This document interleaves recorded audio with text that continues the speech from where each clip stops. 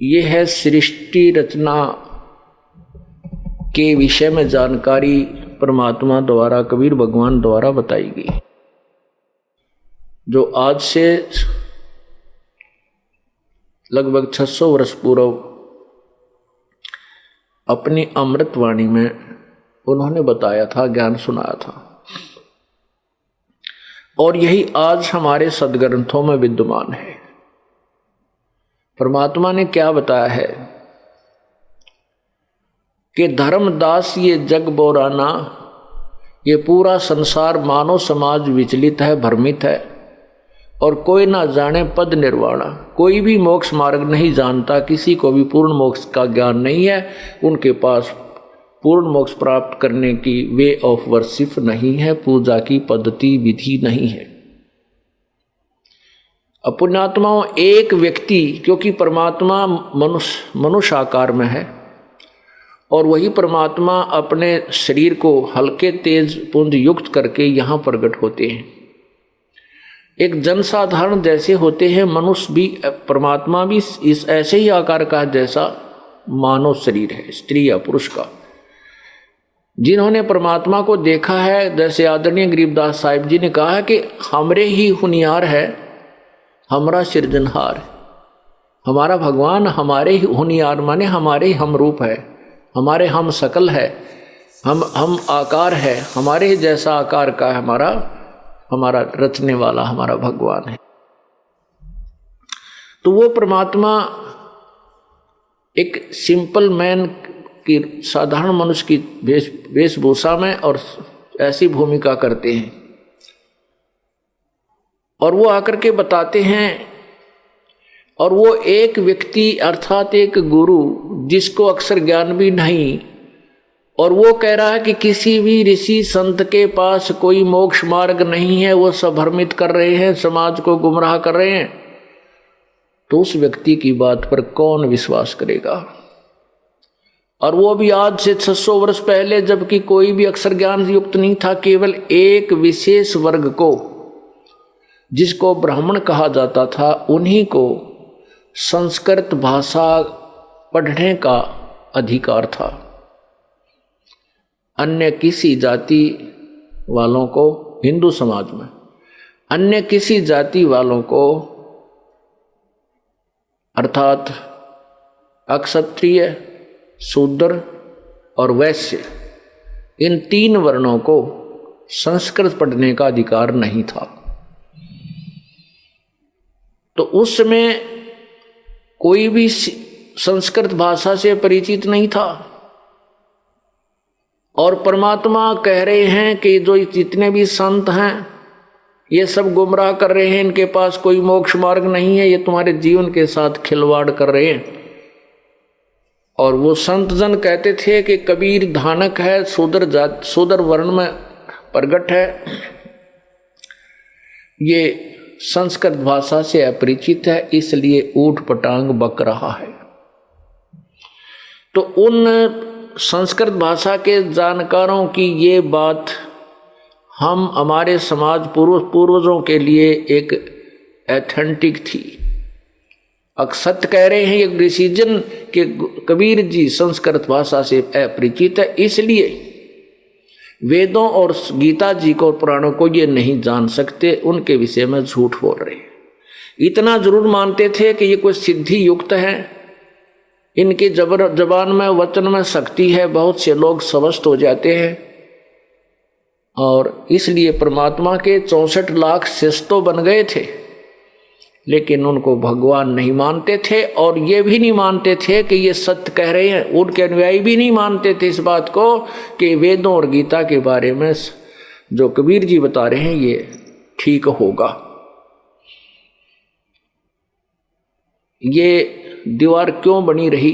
क्योंकि हम अशिक्षित थे, मानव समाज अशिक्षित था, श्रद्धालु भक्तजन जो है अशिक्षित थे। आज परमात्मा ने ये भी कृपा बख्श दी कि सभी मानव समाज को शिक्षित कर दिया, और वही सदग्रंथ जिनको हम प्रमाणित और सत्य मानते हैं, आज हम पढ़ सकते हैं, हम उनको समझ सकते हैं। और उनको समझकर इस दास ने ये तुलना की है कि कबीर जी ने जो कहा है वह सदग्रंथों में प्रमाणित है।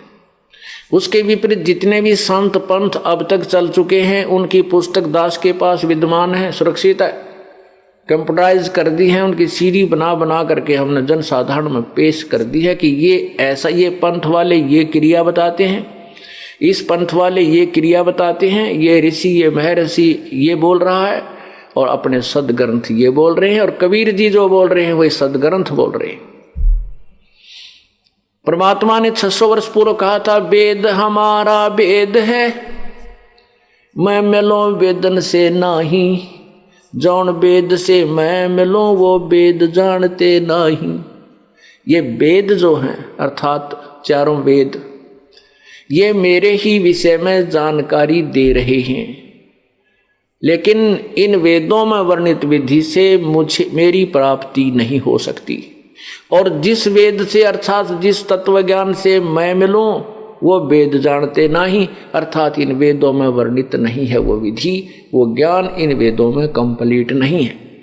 इसलिए वेदों में यही कहा लास्ट में कि नैति नैति नेति नेति नेति, कि जो हम ज्ञान बोल रहे हैं वेद चारों वेदों में ये कंप्लीट नहीं है, इतना ही नहीं है, न इति इसका अंत नहीं है।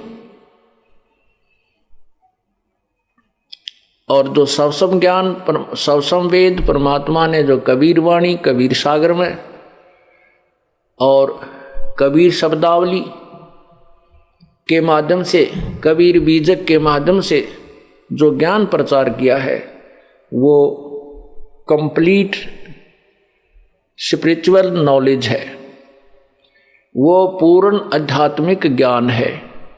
और आज हम उन्हीं इस परमात्मा के द्वारा 600 वर्ष पहले कहे गए वो अमृत वचनों को आज वेदों और गीता में प्रमाणित करते हैं, सत्य मिल रहे हैं। तो यहां क्या बता रहे हैं कि धर्मदास ये जग बोराना, कोई न जाना पद निर्वाणा, कोई नहीं जानता मोक्ष मार्ग को।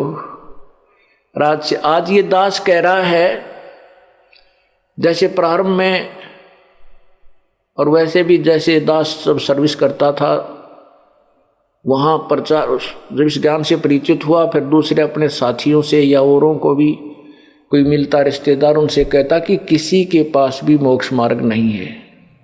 किसी भी संत पंथ जो आज बोलबाला है जिनके करोड़ों शिष्य हैं उनके पास भक्ति मार्ग यथार्थ नहीं है, वो गुमराह करे। तो मेरे इस दास के द्वारा बताए गए भगवान वाले ज्ञान को, कबीर परमात्मा द्वारा बताए गए ज्ञान को जो दास प्रचार करता था, ये तो मान लेते थे कि आप कह तो सत्य रहे हो, लेकिन ये बात आपकी बिल्कुल व्यर्थ लगती है कि किसी भी संत के पास मोक्ष मार्ग नहीं है वर्तमान में। उनके इतने शिष्य जो हैं वो क्या मूर्ख हैं? वहाँ IAS अफसर हैं, वहाँ पर मजिस्ट्रेट भी जज भी जाते हैं, वो सब शिष्य हैं उनके। क्या वो सब मूर्ख हैं?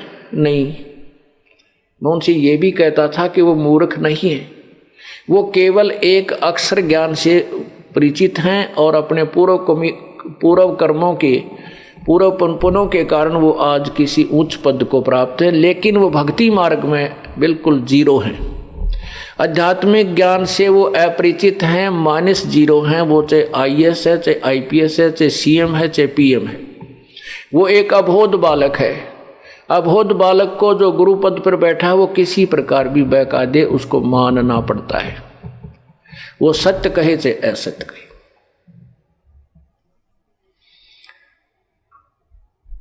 लेकिन नहीं मानते थे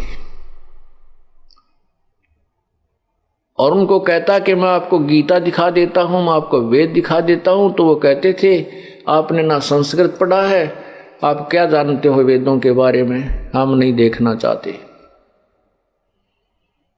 अब इतना उल्ट कर दिया ये मानव, उल्टे ज्ञान से परिपूर्ण कर दिया उसके अंदर, ये तत्व ज्ञान प्रवेश करना ही हमें डिफिकल्ट हो रहा है। गुरुओं गाम बिगाड़े संतो गुरुओं गाम बिगाड़े, गुरुओं गाम बिगाड़े संतो गुरुओं गाम बिगाड़े, और ऐसे कर्म जीव कहला दिए ईब जड़े नहीं जाड़े।